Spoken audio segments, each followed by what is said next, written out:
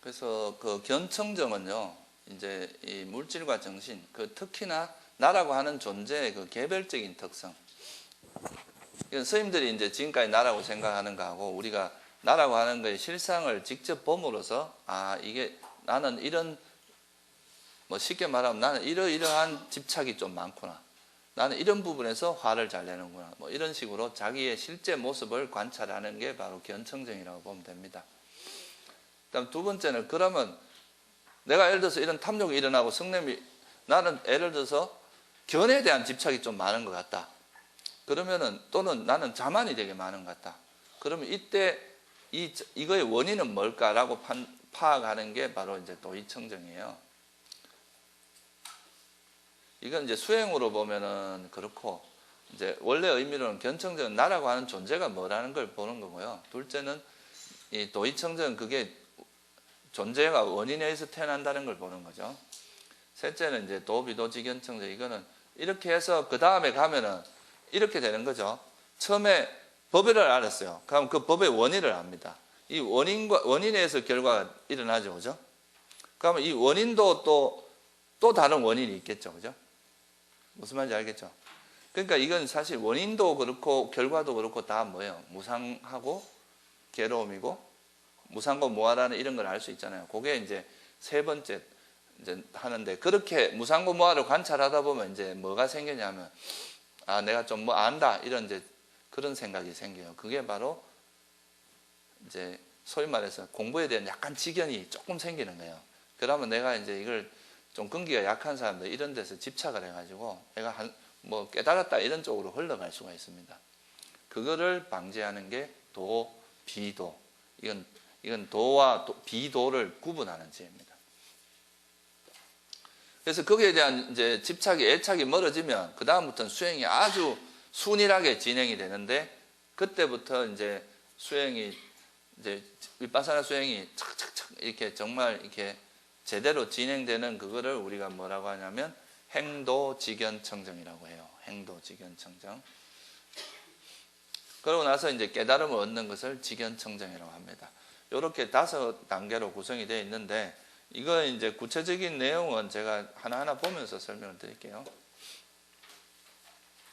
이거 이제 전체 그림을 한번 보고 생각을 하시면 좋아요. 처음에 이제 직견청정은 한마디로 몸 관찰하고 마음 관찰하는 겁니다. 처음에 견청정이라고 했었죠. 첫 번째 청정, 그죠? 그러니까 나를 이해하려면 나를 관찰을 해야 될 거 아니에요, 그죠? 스님들이 나라고 생각하는 그 존재를 관찰하는 게 이제 목적입니다. 관찰해서 그 나라고 하는 존재를 그냥 관찰이 목적이 아니죠, 그죠? 뭐가 목적입니까? 이 나라고 하는 존재에 대한 이해가 중요합니다. 보통은 이제 막 그냥 외도에서 일반적으로 하는 수행을 보면요, 다 그냥 관찰해라, 현재에 머물러라 이런 이야기만 있지. 이 나라고 하는 그 관찰한 다음에 이거를 어떻게 이해하느냐에 대한 메커니즘이 없어요. 근데 불교는 이걸 사성제의 관점에서 이해를 해야 됩니다. 그게 달라요.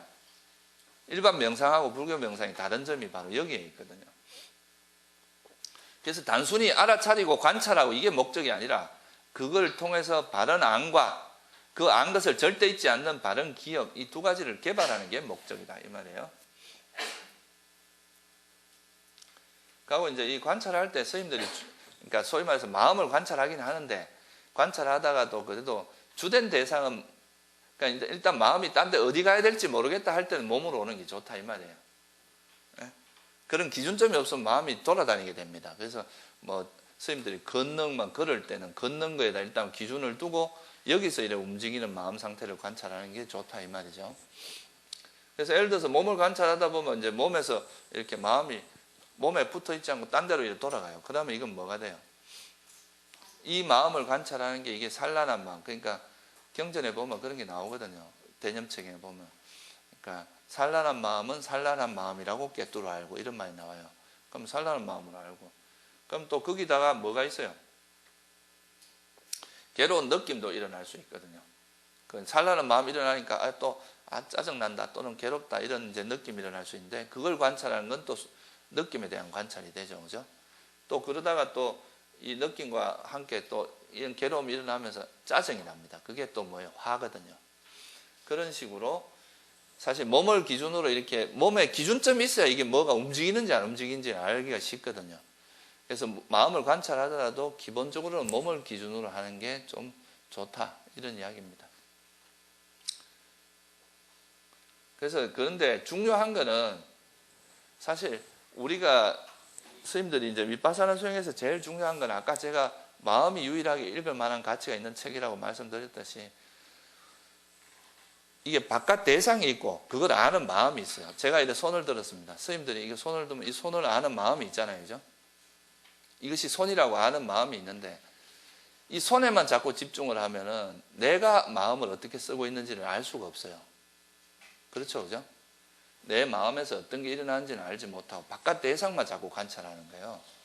근데 그러지 않고 이 손이, 저것을 손이라고 하는 내 마음이 어떤 상태인가, 이거를 자꾸 관찰해야 하는 거죠.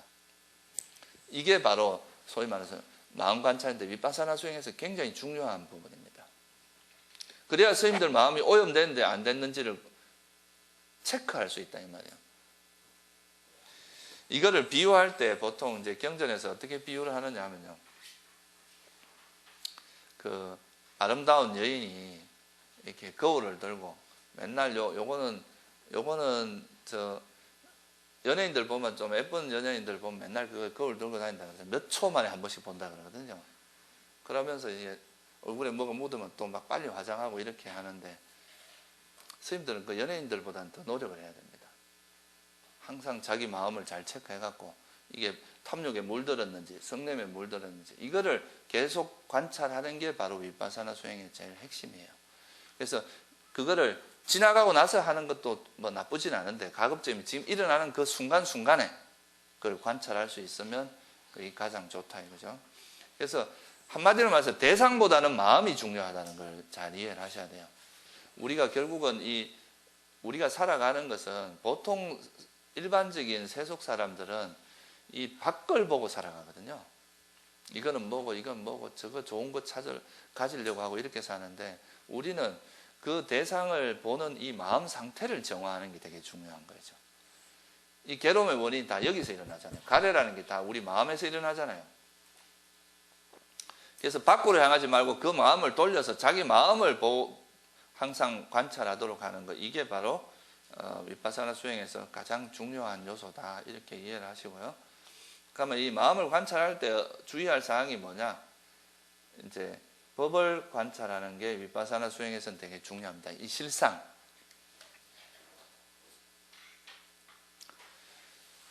개념에 빠지면 안 되고 그 개념이 지칭하는 법. 예를 들면 나를 본다 해서 나만 보는 게 아니라 그 나라는 것의 그 본질이 뭔가, 그 나라고 생각하는 것의 내용이 뭔가. 그러니까 실제 나라고 하는, 지금 제가 말을 하고 있는데 이 말 자체가 난 거예요. 말을 하고 있는 이 이면에 뭐가 있는 게 아니고 말하는 이 자체가 나라는 거죠. 그리고 또 움직이면 내가 움직인다 하고 움직임 외에 그 뒤에 숨어있는 나가 있는 게 아니라는 거죠. 나라는 것은 그냥 내가 이 움직이는 이 자체가 나라는 거죠. 무슨 말인지 이해되세요? 그러니까 이렇게 그 지금 일어나는 그 실상을 보는 연습을 많이 해야 된다는 거죠. 실제로 보면은 내가 움직인다는 건 그냥 관념적으로 우리가 이렇게 표현하기 위한 거지 실제로는 이 손에 움직임이 있는 거잖아요. 그죠? 그렇죠? 그러니까 탐욕이 일어나는 거지. 탐욕이라는 그 어떤 심리 현상이 일어나는 거지. 이것이 내 탐욕 또는 내 것 이런 게 아니잖아요. 그러니까 그렇게 이제 그냥 있는 그대로 그 실상, 있는 그대로 실상을 보는 연습을 하는 게 이제 위파사나 수행에서는 되게 중요합니다. 그래서 처음에는 그 자꾸 과거 이런 거는 이미 지나가 버린 거니까 현재 좀 더 현재 일어나는 걸 관찰해야 실상을 관찰할 수 있습니다.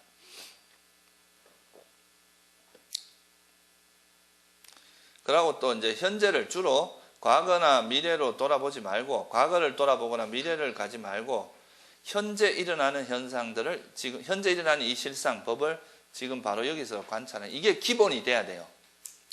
실상에 대한 통찰이 있어야 이게 이제 소위 말해서 이 관념이 아니라 진짜 수행이 된단 말이에요. 이 실상에 대한 경험이 없으면 그냥 뭐 관념적인 이론적인 이야기밖에 안 되는 거죠. 그래서 내가 나한테 일어나는 그 현재 무슨 몸과 마음에서 뭐가 일어나는지를 관찰하는 것이 이제 아주 중요한 요소라는 거, 그거를 잘 이해를 하시면 좋겠습니다. 그리고 이제 대상만 관찰하는, 대상도 관찰해야 하지만 그 대상을 아는 그 마음을 관찰하는 것이 되게 중요하다. 어떻게 보면요, 스님들이 이제 옛날에 그 달마 스님, 뭐 해가 스님이 달마 스님 찾아갔을 때 그 괴로운 마음, 괴로워 죽겠습니다 하니까 뭐라 그랬어요? 그 마음을 꺼내봐라 하는데, 그게 사실은 어떻게 보면 그 마음을 관찰하도록 유도한 거라고도 볼 수 있어요. 진짜 나한테 괴로운 마음이 뭔가 하면 자기 마음을 관찰해야 될 거 아니에요, 그죠? 관찰해 보니까 이건 조건에서 발생하고 일어났다 사라지고 일어났다 사라지고 하는 거예요. 그러니까 이건 나로 괴로움은 없다, 괴로움이라고 할 만한 요소가 없다, 이렇게 되는 거죠.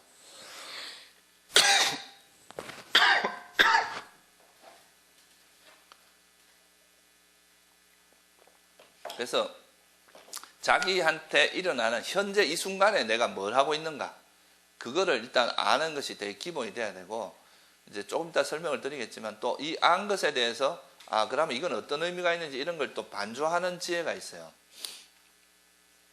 그 두 가지가 적절히 활용됨으로써 이제 우리가 수행이 성장하는 거라고 할 수 있습니다. 근데 처음 수행할 때는 우리가 실제 내가 어떤 식으로 이제 살아가고 있는지, 내가 어떤 움직임이 있고, 뭐 예를 들면 걸을 때는 어떻게 걷고, 밥 먹을 때는 어떻게 먹고, 이런 그 행동, 지금 현재 뭘 하고 있는지, 밥을 먹고 있는지, 옷을 입고 있는지, 가사를 입고 있는지, 뭐 이런 거를 우리가 그 분명히 알고, 또 그 아는 마음에서 화가 나는지, 오늘 옷이 왜 이래, 막 옷에 냄새가 나, 이러면서 짜증 낼 수도 있잖아요.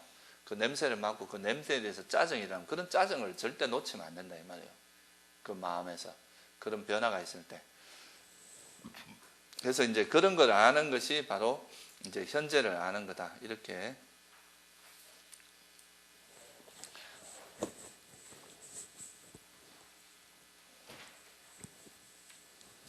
그래서 현재 그는 이제 실상에 대한 노하우가 많이 중요합니다. 그래서 이게 이제 개념적인 게 보면은 이제 사티파타나라고 하는, 이제 이렇게 아는 건 좋은데 이렇게 관찰을 통해서 우리가 알아지는 게 있을 거 아니에요, 그죠? 이것은 뭐 걸어간다, 뭐 또 이것은 탐욕이다, 이것은 성냄이다, 이것은 어리석음이다, 이것은 지혜다, 이것은 자비다, 뭐 이렇게 자애심이다 알 수가 있는데, 그 안 것에 대해서 잊지 않는 또 노력, 그것이 이제 우리가 망각하지 않으려고 해서, 이건 사실 동시에 작용합니다. 그 사실 아는 것과 기억되는 것은 사실 동시에 작용이 돼요. 그래서 이렇게 노력하는 것은 바른 노력이 작용하는 거고, 또 아까 말했듯이 이 사성제라고 하는 프레임을 가지고 이제 이 법을 보고 또 이 실상을 보고 난 다음에는 그냥 그거 봤다고 넘어가 버리면 스님 그냥 자기 경험이 그냥 일시적으로 그냥 흘러가 버립니다. 근데 자기가 경험된 것을 또 이래서 이거를 탐욕이라 하셨구나, 이거를 또 이래서 무명 때문에 행이 있다고 하셨구나, 뭐 이렇게 부처님의 가르침을 자기가 실제로 관찰한 이 법을 통해서 이 사성제 프레임에 따라서 다시 정리를 하는 과정이 들어가야 돼요. 그래야 자기끼 됩니다. 또 그렇게 앞에서도 제가 말씀드렸지만 이렇게 자기가 공부한 것을 이렇게 정리하는 과정에서 이게 확실하게 이해가 되기 때문에 이렇게 하면 절대 망각이 안 됩니다. 이게 이제 기억 확립에도 굉장히 큰 도움을 주는 거죠. 그래서 이제 바르게 알고, 바르게 안다는 것은 지금 여기 있듯이 제가 앞에서 설명을 드렸어요. 이거는 법을 통해서 법을 본다는 거죠. 사성제 프레임을 통해서 실상인 법을 보고, 또 실상을 통해서 사성제 프레임을 정리해서 아는 것, 이런 거를 우리가 바른 암, 쌈바자나라고 이야기하죠. 그리고 이렇게 안 것을 잊지 않는 것이 바른 기억입니다. 그래서 이 부처님께서 이 세 가지 법은 항상 어떤 법이 일어나도 다른 법을 둘러싼다 그랬어요. 그래서 이렇게 이제 일단 현상에 대해서 몸과 마음을 관찰해서 어떤 통찰력이 생기면 그 통찰력을 잊지 않고 기억하는 이런 이제 과정으로 그걸 기억을 잘하게 하는 방식이 사성제 프레임으로 본 다음에 그 보고 나서는 반드시 이거를 어떻게 하라고요? 그러니까 딱 정리를 해야 됩니다. 선생님들 옛날에 학교 공부할 때 보세요. 교과서 계속 보고 나서 그냥 책 딱 덮고 가면 시험 칠 때 생각 안 납니다. 어떻게 해야 돼요? 딱 듣고 나서 뭐 몇 년도에 뭐가 있고 이렇게 지도에 딱 놓고 요거는 뭐 몇 년도 일어났고 여기는 뭐고 이렇게 다 이렇게 한번 체크를 한 사람들은 시험 칠 때 그 잘 기억나거든요. 그렇죠? 그런 것처럼 선생님들도 이제 이게 어떤 법을 관찰해서 그 실상에 대한 경험이 누적이 되면 그걸로 그 축적된 경험을 그냥 이렇게 지나가 버리면 하나의 한때 경험으로 지나가 버립니다. 근데 그거를 다시 또 이거는 그러면 사성제에서 어느 부분에 해당할까? 그리고 이거는 그러면 어떤 의미가 가지고 있는지 이런 것을 이제 사성제에 따라서 한번 통찰을 해보는 거죠. 예를 들면 탐욕을 관찰했어요. 그러면 탐욕 자체가 뭐라는 걸 아는 거는 뭐에 이건 다섯 무더기 중에 하나니까 이걸 그냥 있는 그대로 보는 이것이 바로 고성제구나. 또 탐욕 이거를 만약에 내 탐욕, 내 거 이렇게 생각하면 어떻게 되겠어요? 선생님들이 보통 있잖아요. 이게 내가 이제 사람들을 이렇게 지도를 해보면 자기한테 있는 그 어떤 안 좋은 걸 드러내는 걸 되게 싫어해요. 아닌 척 하고 싶은 거예요. 사실은 내가 이 속에 질투가 많고 이런데도 없는 척 하고 싶은 거죠. 인정을 안 하고 싶어요. 이거 왜 그렇게 했어요? 이 모습이 나라고 착각하는 거예요. 이걸 나라고 생각하니까 나가 드러나면 안 된다. 나가 남한테 잘 보여야 되는데 이런 자만이 작용하는 거죠. 그죠? 근데 여기서 우리가 진리의 입장에서 보면 어때요? 이 탐욕이라는 것이 내 것입니까? 무상하고 괴로움이고 이건 내 것도 아니다 이거예요. 그냥 일어난 현상일 뿐입니다. 그러면 이걸 어떻게 바라볼 수 있냐? 그러면 그냥 이건 현상으로 보는 거죠. 내 것이라고 보지 않으니까 이걸 솔직하게 인정하기 쉽습니다. 그러니까 이렇게 현상을 그냥 이것이 탐욕이 있구나라고 이렇게 볼 수 있는 데는 벌써 이거에 무상고 무아라는 통찰도 들어가 있고 이게 뭐예요? 고성제 프레임이라는 거예요. 이렇게 이해를 하는 것과 그냥 지나가 버리는 것은 스님 천지 차이입니다. 우리가 법에 대한 이해도가 전혀 틀려진다는 거죠. 그 다음에 이 법을 원인을 관찰하고 나면 예를 들어서 탐욕의 원인은 내가 이렇게 이런 거를 집착하는 원인이 뭘까? 그러면 이건 이제 보통 탐욕의 원인은 어리석음에 있거든요. 그러면 그 원인을 찾게 되면 이거는 이거에 의해서 이게 일어난다. 이렇게 보면 여기서 12연기 중에서 무명 때문에 행위 일어난다. 이런 게 있잖아요. 그죠? 그럼 이것도 하나의 예가 될 수 있는 거예요. 이 어리석음 때문에 그 탐욕이 일어났다는. 그죠? 이러면서 그 부처님께서 말씀하신 그 법이 그냥 이게 그냥 괜히 하신 말씀이 아니구나. 정말 우리 삶에 직결되는 거구나. 이렇게 알고 넘어가는 거하고 그냥 이렇게 넘어가는 거하고 똑같겠어요? 안 같겠어요? 차원이 다릅니다. 그러니까 스님들이 이런 법을 공부하고 나서 이제 실상을 관찰하지만 또 그 실상을 관찰하고 나서는 이걸 또 법의 관점에서 이걸 어떻게 봐야 되는지를 같이 토론도 하고 고민도 하고 자기 스스로도 이해하는 그런 노력을 하는 게 이 법에 대한 이해도를 엄청나게 높여줍니다. 이런 걸 좀 배울 필요가 있어요. 그래서 이제 그렇게 하는 것을 우리가 이제 그게 윗바사나인데, 그래서 지혜는 두 가지로 나눌 수가 있습니다. 하나는 직관지고 또 하나는 조사지라고 하는 건데요.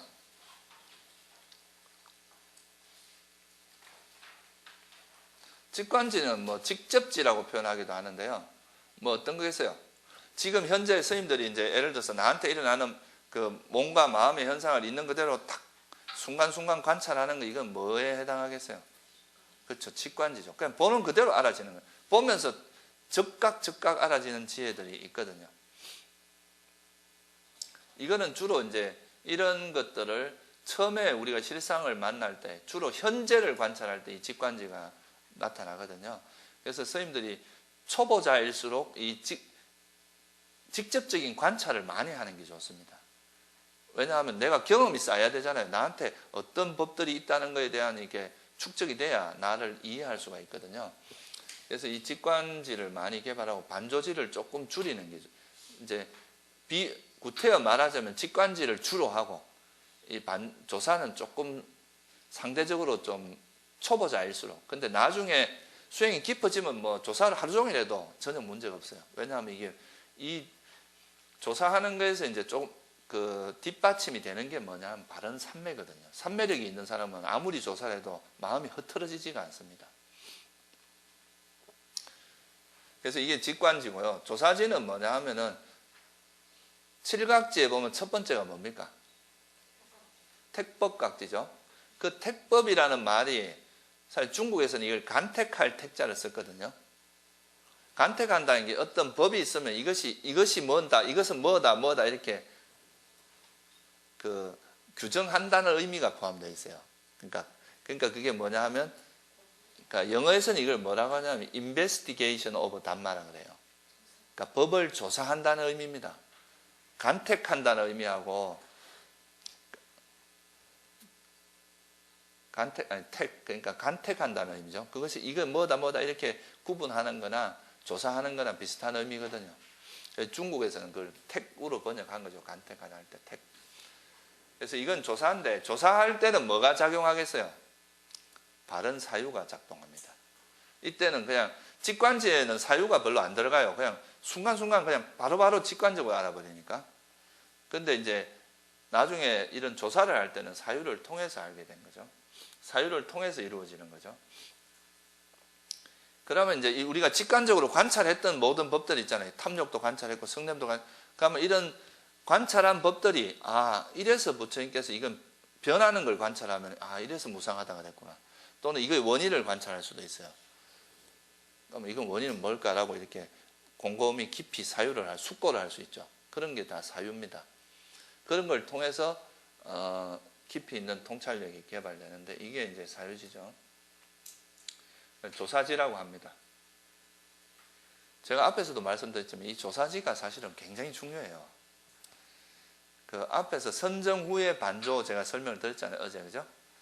선정을 닦고 나서 이것은 선정을 이루고 있는 이 법도 역시 무상하고 괴로움이고 뭐하다 이렇게 하는 게 이게 다 뭐냐 하면 이게 다 조사지거든요. 조사지.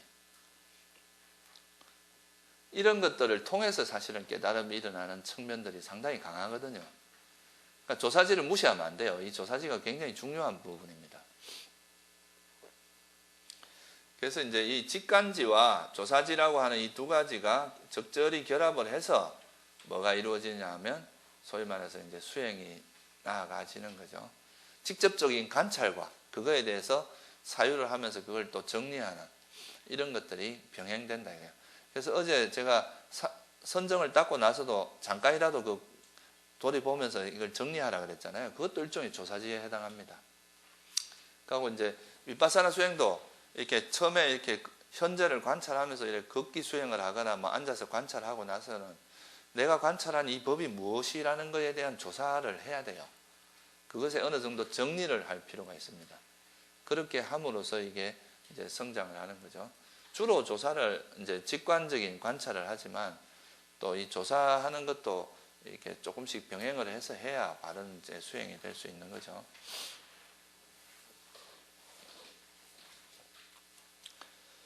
근데 이 조사를 이제 되게 이렇게 제가 뭐 미얀마도 가보면 이 조사를 되게 많이 하는 그런 센터도 있는데 중요한 거는 뭐냐면 이 조사지가 잘못하면은 아르마리 그냥 막 생각만 늘어갈 수도 있어요.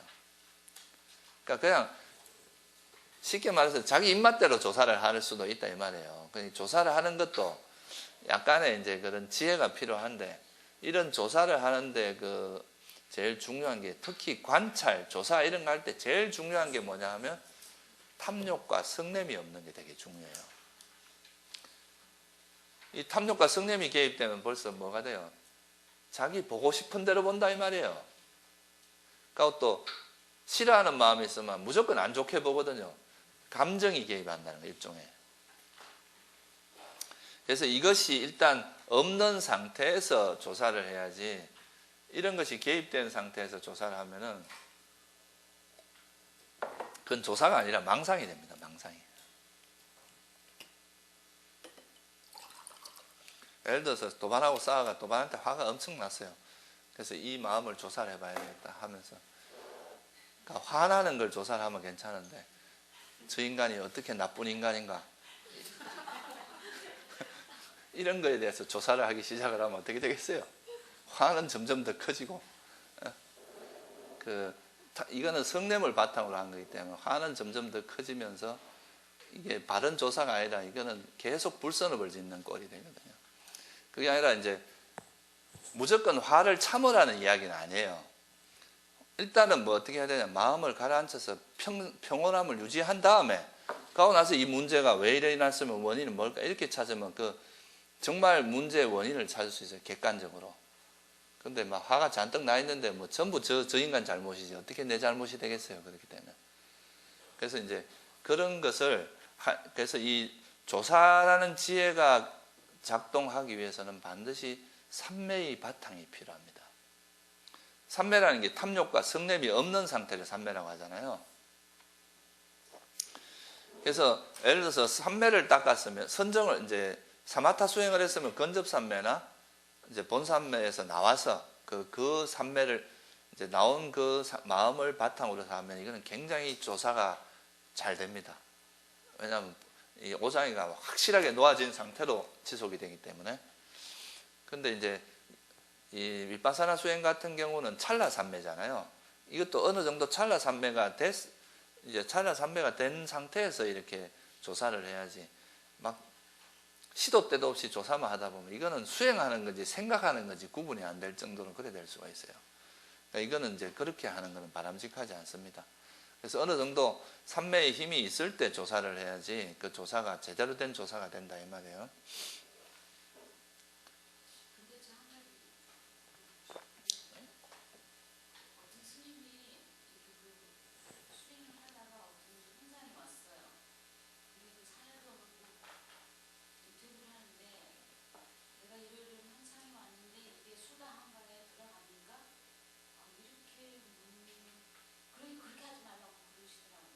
당연히 그렇게 하지 말아야지. 아니죠. 그런 거는 예를 들어서 내가 어떤 현상이 일어났으면 그때 이 현상이 뭘까라고 하는 거는 뭐가 되겠어요? 대상으로 마음이 가 있는 거잖아요. 저한테도 인가받으러 많이 옵니다. 인가라기보다는 뭐 내 수행했다고 자랑하러 많이 와요. 신도들이 뭐 이러이러한 경험했어요 막 이러면서 와서 자기 수행을 대단한 것처럼 이렇게 하는 사람들이 간혹 있어요.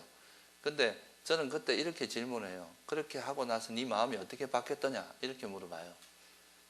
그러면 막 당황해요. 한 번도 생각해 본 적이 없는 거라.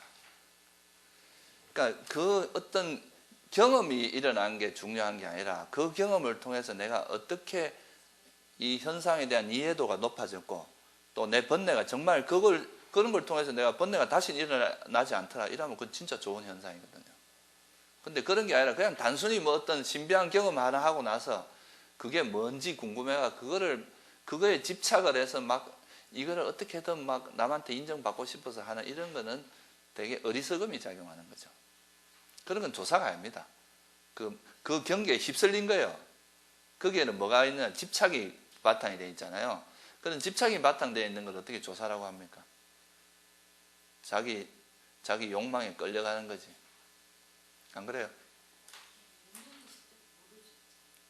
그러니까 그렇게 되지 않도록 평소에 노력을 해서 자기 마음을 자꾸 자기를 들여다보는, 밖으로 향하지 않고 자꾸 자기를 들여다보는 연습을 하면 그렇게 하다가도 아차 하고 다시 돌아오는데 그게 안 되면은 그렇게 휩쓸려 버리기 쉽습니다.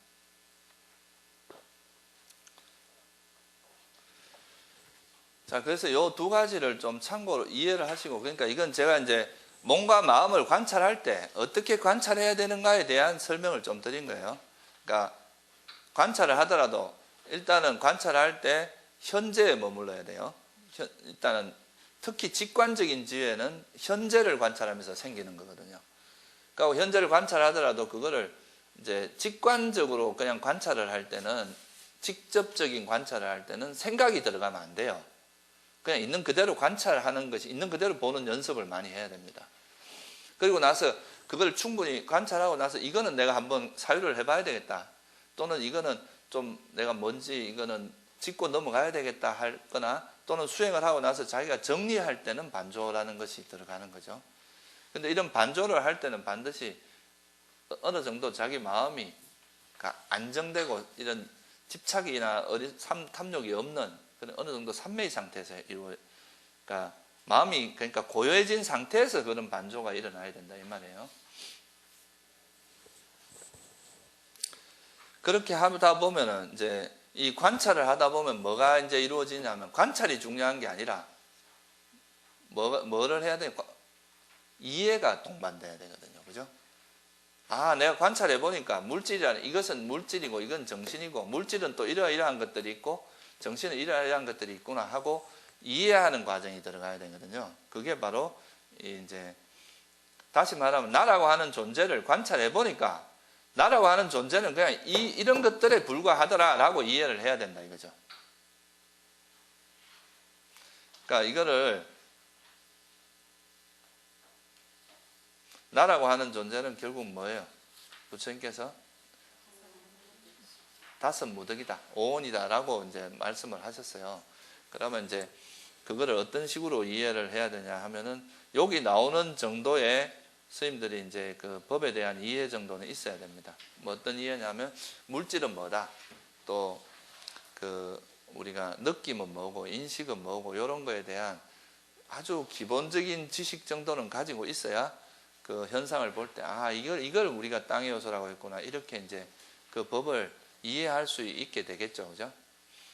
그래서 뭐 너무 많은 깊이 있는 건 아니라도 제가 여기 뭐 간단히 메모를 해놨는데 이 정도는 좀 이해를 할 필요가 있습니다. 그래서 사실 또 스님들은 이제 이런 수행에서 이제 전문적으로 수행을 위해서 출가를 했으니까 사실 법에 대해서 좀 더 자세하게 공부를 해두는 것도 나쁘지 않아요. 그러니까 물질과 정신에 대해서 그 나중에 그 아비담마에서도 다른 거는 스님들이 안 봐도 1장, 2장에 나오는 거 있잖아요, 그죠? 그 특히 마음에 대해서 이렇게 마음과 마음 무수에 대해서 해놓은 거, 그거는 좀 공부를 해두시면 나중에 윗바사나 수행을 할 때 굉장히 큰 도움이 됩니다.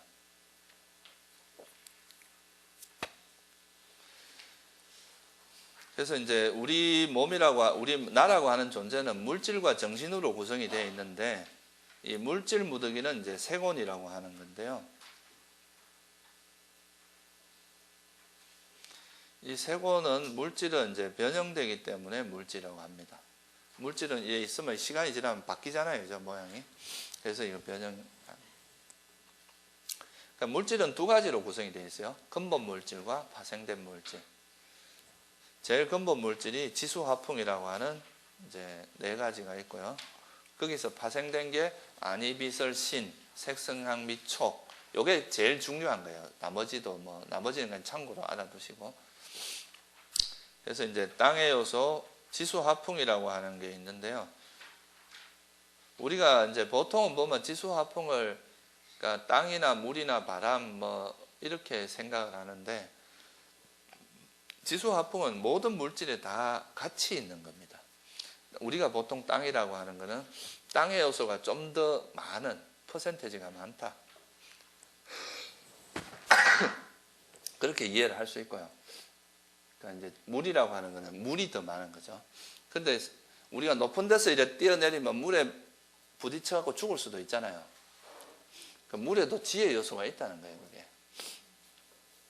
그러니까 지수화풍이 항상 같이 있다는 것을 이해하시면 좋을 것 같고요. 그 땅의 요소는 이제 가볍거나 무겁거나 단단하거나 부드럽거나 거칠거나 매끄럽게 나타나는 건 다 땅의 요소에 해당합니다. 이건 대표적인 예를 들어 드린 거예요. 그러니까 예를 들어서 이런 물질이 있어요. 스님들이 볼펜을 가지고 있으면 이 볼펜을 들었을 때 이게 가볍습니까, 무겁습니까? 가볍게 느껴도 그렇고 무겁게 느껴도 그렇고, 가볍거나 무겁게 느끼는 그게 뭐예요? 그거를 우리가 땅의 요소라고 한다 이거예요. 또는 이건 되게 매끄럽거든요. 매끄럽거나 거칠게 느끼는 이런 걸 뭐라 그래요? 이것도 역시 땅의 요소고. 이렇게 나타나는 건 다 땅의 요소의 한 부분이라는 거예요. 그리고 이게 단단합니다. 이거는 단단하거나 몰랑몰랑한 것 둘 중에 하나를 뭐라 그래요? 그러니까 내 얼굴이 이렇게 만질 때 몰랑몰랑해요. 이런 것도 땅의 요소를 우리가 느끼는 거라는 거죠. 이성의 손을 만졌는데 따뜻해. 이건 뭐겠어요? 그렇죠. 뜨겁고 차가운 거는 불의 요소다. 뜨겁거나 온도, 이거 한마디로 말하면 온도거든요. 뜨겁거나 차갑거나 온도로 느껴지는 건 다 불의 요소로 봅니다. 그 다음에 바람은 뭡니까? 이렇게 내가 지금 손을 이렇게 움직이는 거는 이것도 풍대죠. 그죠? 정지하는 것도 풍대입니다. 움직이거나 정지되는 거 이건 다 풍대에 해당하죠. 그리고 이제 물의 요소는 실제로 이제 지화풍이라고 하는 우리가 손으로 만져서 알 수 있는 거예요. 다. 몸의 감각으로 알 수 있는 건데 수대라고 하는 건 어떻습니까? 감각으로 알 수 있는 게 아니고 이거는 지혜로 통찰할 수 있는 거예요. 좀 다르죠. 이거를 요즘 현대 물리학으로 제가 간단히 좀 비교해서 설명을 해드리면 이제 이 물질이 가지고 있는 경도나 경도라거나 질량이라거나 조도, 조도라는 거는 이제 고를 조자거든요. 고르거나 거칠거나 이렇게 나타나는 거는 다 이제 땅의 요소의 한 부분이고, 이 물질이 가지고 있는 온도, 이게 바로 이제 불의 요소고, 그 다음에 이제 이 물질은 항상 운동성이라는 걸 갖고 있잖아요. 그죠?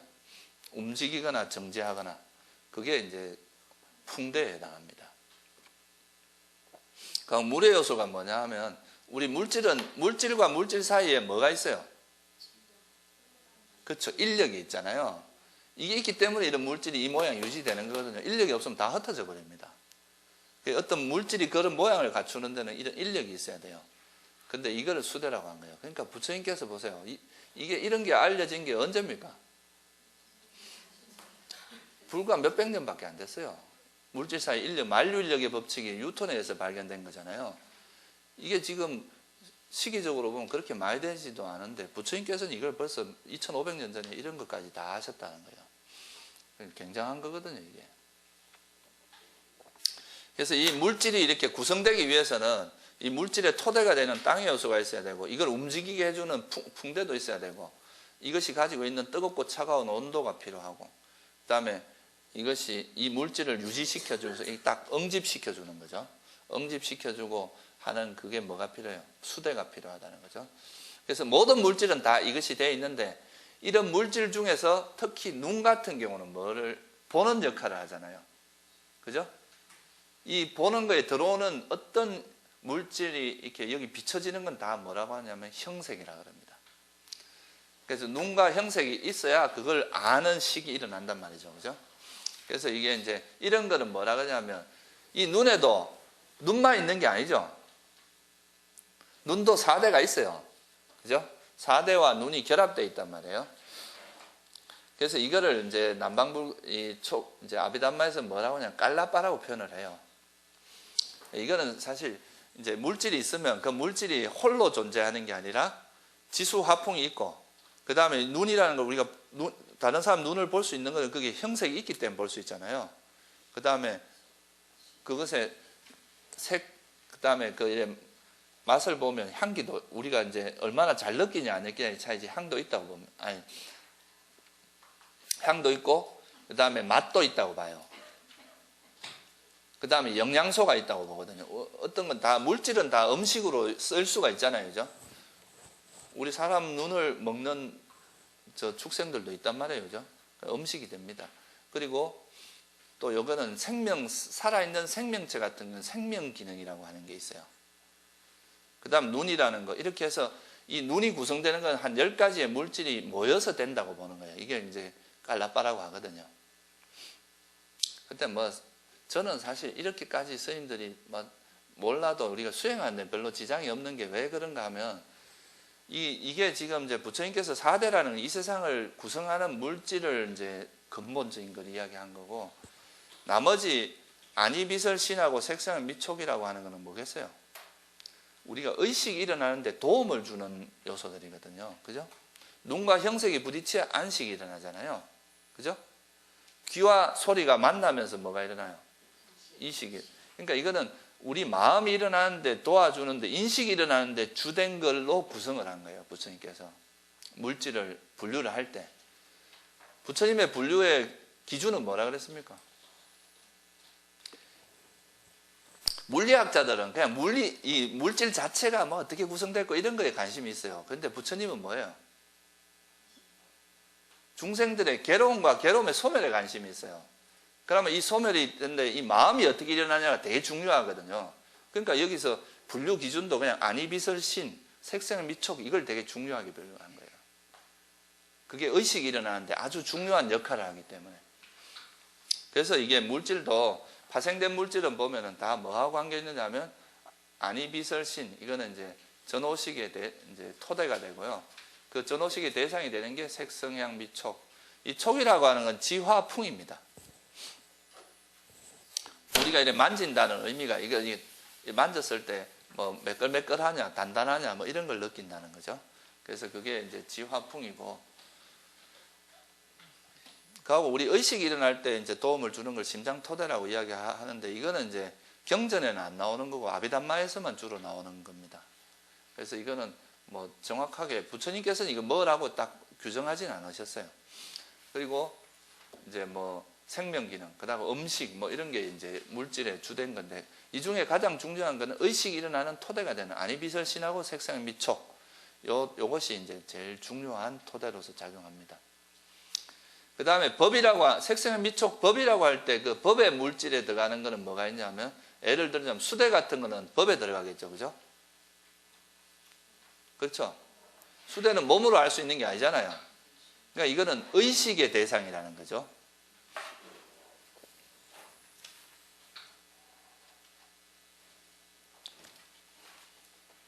그러니까 물질은 이 정도로 이해하시면 됩니다. 그래서 스님들이 이제 어떤 현상을 볼 때, 예를 들어서 우리가 식이 일어날 때는 부처님께서는 우리 마음이 어떻게 일어난다, 제일 한마디로 말하면 뭐라 그랬냐면 접촉을 통해서 일어난다 그랬어요. 이 접촉이 일어나는데 그게 중요한 게 뭡니까? 눈과 형색, 그죠? 귀와 소리, 코와 냄새, 혀와 맛, 그다음 몸과 감촉, 나머지는 전부 우리 의식으로 이해하게 되는 거죠, 그죠? 그거를 이해하는데 이제 도움이 되는 요소들이다 이거죠. 그래서 이 접촉을 알기 위해서는 물질에서 안이비설신하고 색생미촉 4대 정도는 스님들이, 그러니까 음식, 우리가 또 음식도 되게 중요하니까 지금 아까 제가 여기 표시한 요 정도는 스님들이 좀 이해를 하는 게 좋습니다.